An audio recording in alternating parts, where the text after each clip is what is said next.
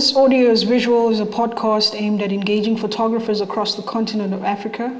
Today we are joined by Dr. Roger Ballen, an esteemed photographer who has lived in South Africa for over 40 years since moving here from New York. Thank you so much for sitting down with us, Dr. Roger Ballen. I'm just going to kick it off with this question since I've already segued into you staying in South Africa for this amount of time. Why South Africa? You could have chosen anywhere in the world. What was it about South Africa that resonated with you and made you stay for this long? Oh, you know, the first thing is sometimes I just can't believe how fast the time has gone by. It's incomprehensible. So when you say 40 years, then I subtract 40, I'll be 75 next month.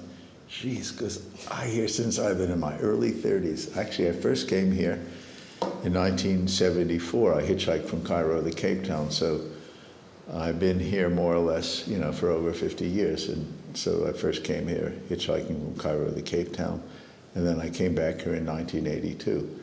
And I guess the reason for me coming back in 1982 was threefold. One, my wife was from South Africa. I married her in '81. Secondly, I got a PhD I just had earned a PhD in geology at the time. So this was like the mining center of the world, so it was a good place to practice this profession, although I was doing photography as well, but it was seen as my profession, and I was making a living out of geology. And the third thing is, you know, when I was here in the 70s, I found the place very interesting. It was an interesting dynamic between a colonialism and a African state and apartheid and a mixture of first world, so-called third world. So I found the place very interesting and intimate in many ways. Nice. And like over the years, what's like the one thing that's like South African that you enjoy? Can be a meal, an experience, a place, a person. You know, this is a very, very difficult question because, you know, every second of your life is another experience, and then is this memory stored in the brain cell or not in the brain cell? So maybe when you ask me this question, something comes out, and an hour later, 10 other things come out. So I can't really say. I guess, you know, the thing that always I find most interesting, I guess, is the natural world. You know, it's like the feeling of the sun here, watching the clouds, the trees, the birds. I live across from the zoo, so I hear the lions. The multiple different types of people I meet. It's really impossible. It's like people asking me what my favorite picture was. It's, well, how can I do this? Sometimes I find pictures, like recently I found pictures for a book project of mine that I had forgotten about. And they're now some of my favorites. But I had forgotten about them or I hadn't looked at them properly. So it's a very, very difficult question, almost impossible. I'm prejudicing myself by saying something. So what was it like growing up in America, and how did your home life shape your interests and eventually lead you to the path of photography? Well, I was very fortunate. My mother worked in Magnum, which was the premier photo agency in the world. This was the height of documentary photo agency work in the 60s and 70s. It was when photography was really at its peak. You know, people that read magazines, looked at newspapers, people were engaged with the photographic image. You know, they are in one way or another with the phone, but it was on another level. So this was the first thing. My mother worked in Magnum. Secondly, she started one of the first photo galleries in America with people like Cortez, Cartier-Bresson, Elliot Erwood, Paul Strand. So all the most famous photographers knew my mother, and they came to the house, gave her books, gave her photos. You know, they were around, and she was passionate about them and their work, and that's how I learned photography. So by the time I was 17, 18, 19 years old, I could take good pictures. And I never took a photo course in my whole life, but when I was young, in my teens, I was able to take good pictures. Do you remember which camera was your first camera? Well, first camera I remember was a Brownie, a Kodak Brownie when I was 5, 6, 7 years old. That was like a play camera in a way. And then around 13 years old or so, I got a Polaroid, which was interesting to play with, and I got a Mamiya camera around that time, which is a 35 millimeter film camera. Again, I was playing around with it. But I think the most important event in terms of cameras, when I graduated in 1968 from high school, my parents bought me a Nikon FTN, and This was one of the first cameras you could actually see through the lens. It had a light meter, again through the lens, and there's, the lenses were excellent. So in 1968, when I got that Nikon FTN, this played a major role in my development. Nice. In a 2018 interview with Tate, you said, "I'm trying to find the mind of Roger Ballen," and I'm wondering if since then you've discovered what you've discovered about yourself, and which themes are of interest for you currently, and what are you thinking about nowadays? Well, again, this is a very, very difficult question. You're an evolving being, and you're theoretically only in the present. So your past is in your present in some way or another. So it's always very difficult to know where you are in your life. Because it's a matter of memory, it's a matter of nowness. And so I would say, I think I have maybe I've developed more wisdom about my life, human beings, in many ways. I can't say my wisdom is better than anybody else's, but I feel more confidence talking about humanity, human condition, life on the planet, these sort of things, in a semi-philosophical way. When you get too philosophical, then you don't answer any questions. I like that, you don't box yourself to experiences or moments, but you regard yourself, obviously everyone does, as an evolving person, different interests, because we live in a world where people want you to be particular about the color that you like, the genre that you like, etc. And did you always know you wanted to pursue photography, or was there a defining moment that set you on the path of photography? I became obsessed with this by 18, 19 years old. So I was obsessed with it. And I've been obsessed with photography since 1968, 67. But there have been years I did less. When I did my studying PhD, I didn't do that much.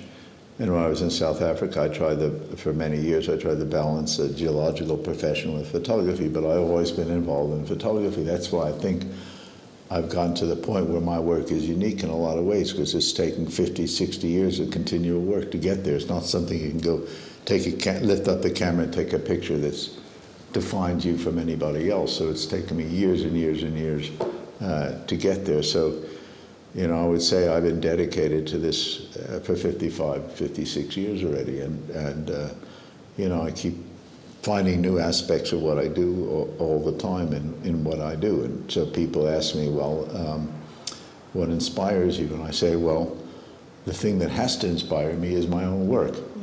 You can go to a lot of museums, see some interesting work. You can go here, there, remember, oh, I saw this or I saw that. But then I always say, when I go back and try to take the picture, say today or tomorrow, that doesn't help me very much. So, I've been dedicated to this, and I think it's gratifying that I've gotten where I've gotten. And it's like photos are like a diary. It's like my diary in my life. So I'm happy in a way that I've been able to create this continuity through photography, documenting aspects of Roger Ballen. Nice. And talking about the uniqueness of your work, could you maybe define Ballenesque, and why was it so essential for you to develop such a distinct visual identity? Well, the first thing is you can have a desire to create a distinct visual capability. It doesn't mean it's going to happen. So this happened year after year after year. It was an evolution. Some years may have been faster, in other years nothing happened. So in other years, early on, it wasn't distinct.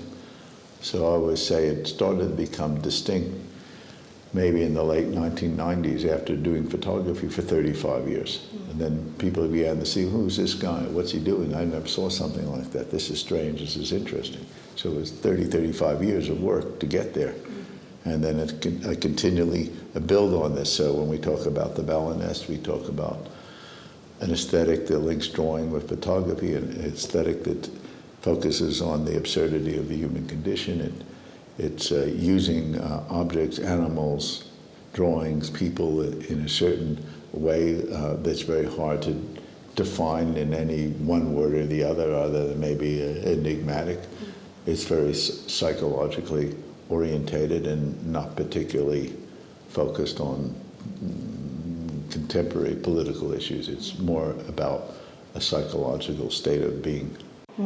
I like that. It's like with your work, you've created your own world that we step into and we page through your book or come through an exhibition, and I really like that. You spoke about the drawings. When you began incorporating the drawings into your images, how did this impact the trajectory of your career, and do you feel it helped solidify your unique identity in photography?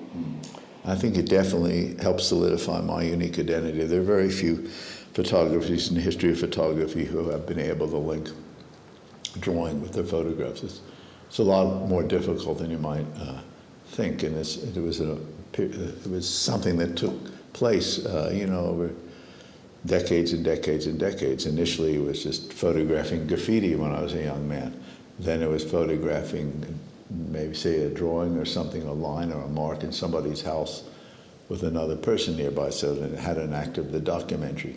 Then I started to work with subjects and ask them to draw, and then trying to figure out how the subject could fit in with the drawing. And then I started to make drawings, and then I started to ask other people to link my drawings with their drawings, and maybe drawings that existed before.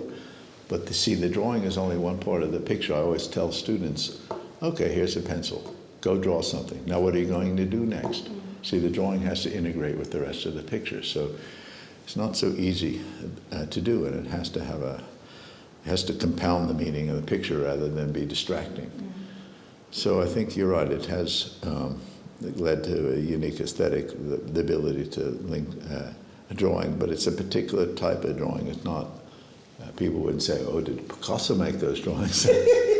I like them. They're very childlike. Do you draw them yourself often, or is it a collaboration? They're like an art brut drawings. They're like primitive drawings, cave drawings, primal drawings. So some of the drawings are all mine. Sometimes they're other people's, linked with mine. Sometimes they're not mine. But they all have to have an aesthetic to them that then can be linked to the rest of the picture again. Because I'm not just taking pictures of a drawing. There are other things going on in that photograph, and they have to feel homogeneous. And that's something that I think I've been able to achieve more than most people in this business, because that's a huge step to be able to do that. Because as I said, draw something on the wall, then what next? It also speaks to the fact that your work is like very layered. There's so much to look at in the frames, different stories, and that brings me to the symbolism of the wire in your work. So the use of the wire is recurring in your work. Can you maybe tell me more about its symbolic significance within the frames? Well, I think the wire has, you can divide it up between the form and the content. The wire can be seen like a line linking one part of the picture with the next. So the wire can be a connector, formal connector. Without the wire, the picture doesn't hold together. So that's one part, that's the formal side. And then the other thing is the content. What's the symbolism? What's the metaphor of the wire? So I always say to people, okay, let's look at two types of wire. The invisible, so everybody on the planet nearly has a phone, but there is a wire between that and something else. It's just invisible. It might be a radio wave, but it is a wire in some way. So everywhere there's wires. Look up around in any room, any place you go, full of wires. Think about the metaphor. Think about the metaphor. What do these wires symbolize for you and for humanity in general? Well, that's for people to decide. But can you imagine all these waves, these radio waves or these electric waves that are everywhere connecting you? Here you're sitting here. That wave that you're talking about may be coming from the North Pole. And somebody may be sending you a message from the North Pole or from who knows where. And it's not just, there's not a gap between that person and you. There's some sort of electromagnetic wave, if you want to call that, between you and that person. So it's there. God only knows,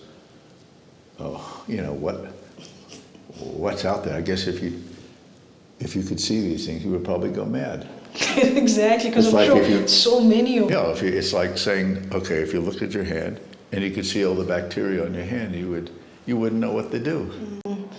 Crazy, because this morning my colleague and I were talking about frequencies and sounds. Like, it's crazy how something you can't see can you make you feel a certain way. So that metaphor with the wire is quite interesting. And then your creative process, Dr. Roger, When working on an image, do you have a vision before you go into a space, or does the concept develop itself once you step into a space and you start thinking about it organically? You know, I never think about the picture till I get there. You know, photography, or at least the type of photography I do, is different than, say, a painter. You know, a painter may have a dream and then they could paint their dream. But in photography, you know, it's based on real objects. So I can, oh, I'd like to take a picture of a bird or something. Yeah, but what's the bird going to be on? What's the place look like? Yeah, just putting a bird on the table doesn't make anything. So you have to be there, and you have to work with the objects, the live things, not all live things, say with my drawings. And then after all of it somehow or another feels right, then you have to transform it, which is a huge, huge river, a real big gap, into a photograph. So it's one thing putting these things together. You can see in my museum there's some installations here, but if you tried to take a picture of those installations, they wouldn't be an art photograph. So how would you transform something from the documentary to the art? How do you get across that river? This is very difficult. Damn, that's crazy. I've been thinking a lot about like moving from commercial work to creating worlds, and like it's interesting that you mentioned like that crossover and what one requires to get there. And I guess in being intentional about your messaging and what you want to say, how you want to position things. And the shack at the center, it's one of my favorite pieces in the part of exhibition. Could you tell me more about this feature and what it presents within your body of work? Well, in a way, the shack represents, I guess, the type of places that I've been working for, say, 40, 50 years. It feels a bit claustrophobic, a bit chaotic, a bit like you're entering your night world, a dream world. Other world is a place of the other world. It's a place a lot of people feel quite scary. So it's funny with me, you know, maybe that's why I got to where I got, wherever I am. I sort of like that challenge. I like the psychological challenge. I like to be in the strange place, a place that makes me a little brood about where I am, gives me a bit of, I would say, existential anxiety, not necessarily physical anxiety. Where am I? Am I dreaming? Is this a place in my mind? Is it out there? I like all these challenges. They don't worry me. I mean, that's why I've been able to work where I've worked over the years. Most people, honestly, I'm not bragging or anything. Most people wouldn't last a day in these places. They wouldn't last a day. They'd run out. I've seen the videos. They're scary. I'm scared sitting in front of my computer looking at them. Yeah, but it enthralls me. I like being in the place. So it gives me an energy to walk there. So in a way, it's really important that you feel that way. You feel confidence. You feel a challenge. You feel inspired. Because if you don't, you'll never do anything in that place. You'll just be anxious and nervous. It's like an athlete. If an athlete is anxious and nervous, they can't perform properly. They can't perform. If you're a golfer and you're just tensing up, you won't hit the ball. So you have to feel fluid. You have to feel positive, and you have to feel like you belong there in some way or another. That's very interesting. The center itself, can you maybe speak a bit about it and why you figured that you would need such a space for your work and career? Well, the center took a long time to evolve. I guess, it's always the practical side and the sort of creative side. From the practical side, you have to find the right place to build something. It's not so easy. It's in the right location, to have business rights. It's easy to find all these things. What size property? So I was very fortunate to find this property, which is in a perfect location on Jan Smuts Avenue here in Johannesburg in Forest Town. So I was lucky about that, and then, I wasn't exactly sure what I wanted to do here. So built the building, and I wanted to be part of my foundation, but I wanted a space that I could make artwork in. And so, we made the first exhibition, The End of the Game, and so when people say, well, what's the purpose of the center? I say, one, it should have something to do directly or indirectly with Africa. It should have a psychological impact on people, have something to do with the Ballenesque, and it should be relevant to the community here. So that's what I'm trying to do here. And then I just want us to go back a bit, like you're talking about these spaces that you go to make these images. And I wondered to myself, like, how much of your work reflects your personal experiences and your own story? Look, this is a very interesting question. What's real? What's not real? What's you? What's that? So if you think of the world and you have a camera, you have infinite possibilities. Where to point the camera, how to use the camera. It's like writing. You can write about your finger, or you can write about the sun, you can write about your mother. So it's ultimately all about me. It's only about me and how I transform what's in front of me in a complex, creative, aesthetic way. Most people don't get to that point. It's just purely a document of taking a picture of a birthday cake. It doesn't have any substance other than what the object is in a particular place and time, but the art has to go beyond that. It has to have some sort of psychological universality to it, at least in my mind. And so that's what I try to achieve through the work. Yes. And there's a lot of talk within my peer group and colleagues about how one should price their work. So is there maybe a format that you follow when you're thinking about pricing your work? Pricing the work, the art business is one of the most complicated, confusing businesses on the planet. I've been at this, as I said, since I've been a young man, and I can't even begin to answer the question about how the art market values something. Obviously, if it's a Rembrandt or Picasso, we can understand these things. This is historical figures, but in the contemporary business, it's very, very difficult. I think you have to start somewhere, okay? So the first place to start, in terms of simple concepts, one, how many editions do you want? I think in photography you have to edition the work. Otherwise it just has no meaning to it. That's always I wouldn't say meaning, it has no marketability. That was always the problem in photography up to the 1980s. People didn't edition the picture, so you buy something, but the person could produce 100 of these same copies. So one is you have to edition. Price-wise, this is again very difficult if somebody's trying to sell pictures in a place nobody buys pictures, or it's a country where there's a lot of poverty. It'd be hard to sell it at a high price. If you're sitting in, I don't know, Saudi Arabia, you might be able to get a better price. So it's very, very difficult to know how to price it. I think you really, if you want to get involved in this business, you have to start with a gallery, and the purpose of the gallery is to market the work, and based on the gallery, the market, the people, where you are, the gallery's capability, what you're doing, you try to guess at what will work, and maybe it'll work really well, and you can keep putting up the price and doing better and better, and maybe you just won't sell anything. And then on top of that, do you mind maybe just speaking about the challenges of an art career, any art career? Yeah. Look, I think the art career is probably one of the most difficult careers you can think about. First of all, there's no quantifiable basis for art. It's not like you get a degree in dentistry and then you can fix somebody's teeth. Anybody can say, take a picture of the sun or draw a picture of the birthday cake and say, I'm an artist now. Yeah, what do you mean by artist? Tell me, please. What is an artist? For me, the definition is just expressing. You're doing art, you're expressing. That's all. Doesn't mean Picasso will say this. You can put Picasso in there, and you can put somebody who decides to take a picture of the sunset today.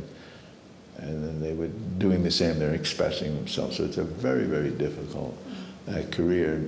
Honestly, my approach when I tell people, whether I'm talking at a university or somewhere else, my advice to people is try to have two careers, if you want to call it a career. Have a career that's based on making a living, and then do the art. Don't put all your eggs in one basket, in the art basket.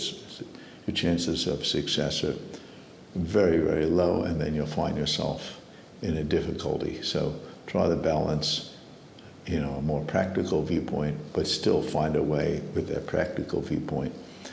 Try to find something that gives you the time to do the art, develop the art, because it takes a long time to develop art. It's not something that happens overnight, and sometimes somebody at age young does really well, but it doesn't mean it's going to stay that way. It could drop immediately. It's a very fickle business, very fickle. hear you. And how do you navigate the lows of your career, and also within that, how do you stay sharp as Roger Ballen, the photographer? Yeah. Well, there's only one thing. There's only one thing. Is dedication and passion, you know, and discipline. There's no other way of doing this. It's like an athlete, you know.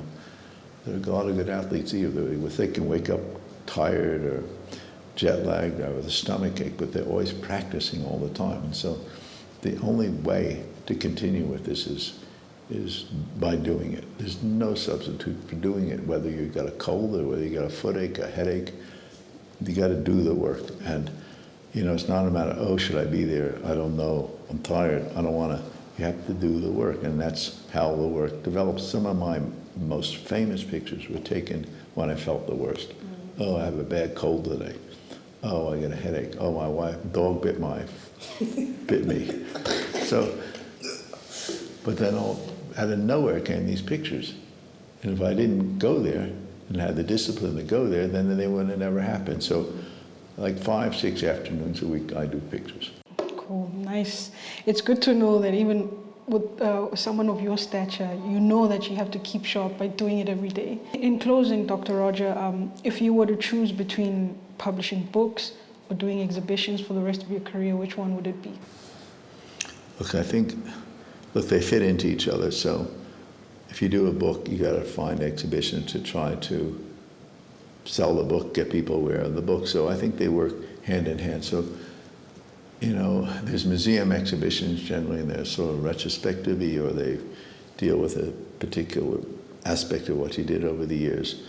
But the other side is the commercial side, which a book is partly commercial and partly a journey about what you did over a period of time. And, you know, the best way to publicize a book is through these gallery shows, and it's the only way in terms of trying to, if you're not involved in commercial photography, to make any make money out of the business. It's through selling the work. So if you can produce a book which gets publicity, hopefully, and have the show around the book, then it helps sell the book, and the gallery, and that helps sell the photos, and hopefully you start to develop a career out of this. So I also recommend, but it involves money, time, effort, and everything else to make these books. And I would like to say just, an important thing, making a book now is much different than it was when I grew up.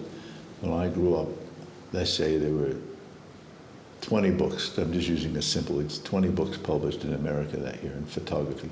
Now there might be 20,000.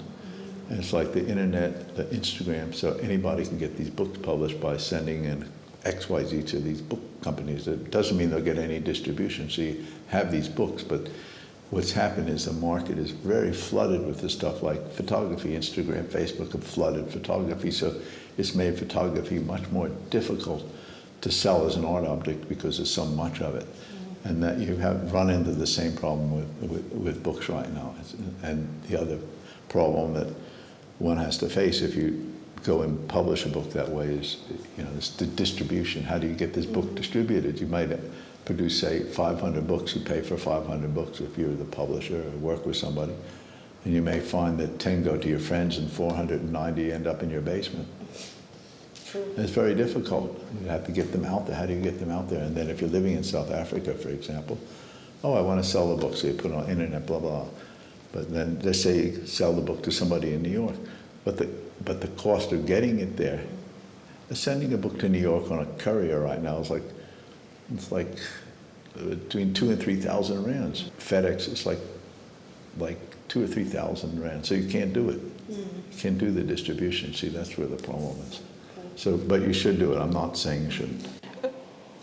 There's just like one question that popped out when you were speaking now. You've been working in photography a long time. So how are you archiving? Are you archiving through books? Yes. Like which other ways are you archiving your work? Well, this is also a very good question. Okay. Up to, say, 2016, everything I did was with negative. So you have to keep your negatives in an organized way. And, you know, up to, say, 2010 or 12, all my pictures were silver print. So you made silver print, you had to sign them, archive them, make sure you know where they are. So we're in a very different period right now. And we're probably going into another different period. Okay, so there's the film period. We have film, contact sheets, silver prints if you made those.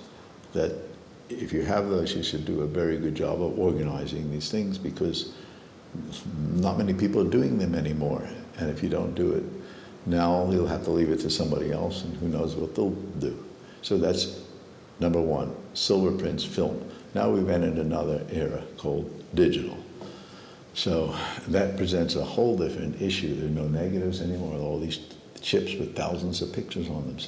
So what do you do with all these things? A chip might have 5,000 pictures on it, so you can keep the chip, but you can't keep every photograph on a computer. You can go crazy after a while. So it's a very difficult situation now, because before everything was on a contact sheet. Now everything's on a chip, but there are thousands of these things, and you have to look at them on a computer. So you don't know what to do with all these chips, and all you can do is save some of the files, preserve the files, keep them, you know, on the cloud or whatever of your best pictures, and that's all you can do in terms of archiving it. But by doing it that way, the chances of ultimately finding other pictures you took at that time or somebody else doing this is very limited, because there's thousands and thousands of these pictures. And same with the printing. Before, it was very difficult to make a good silver print.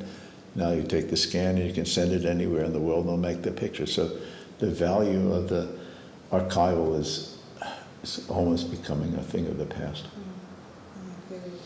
Thank you so much, Dr. Roger Ballen, for sitting down with us. Great. It's Thank always you. lovely hearing from you. Thank you for your great questions and your time and support. Thank you.